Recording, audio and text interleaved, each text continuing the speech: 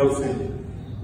تو یہ ذہن میں رکھیں کہ یہ جو اللہ کب سے ہے اور کب تک ہے کے سوال ہے، ان کا تعلق ہے وقت سے.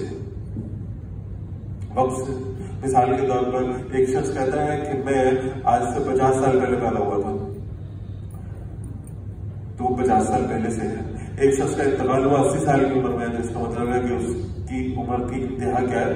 80 سال ہے. یہ وقت کے سیدھے ہیں، سالوں میں، لمحوں میں، سیکنڈز میں، منٹس میں، صدیوں میں.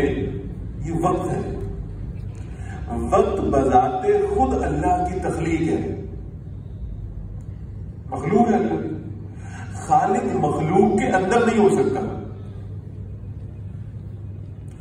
وقت ہے نا بھائی اتنے ہزار سال پہلے، تو وقت تو اللہ نے پیدا کیا ہے.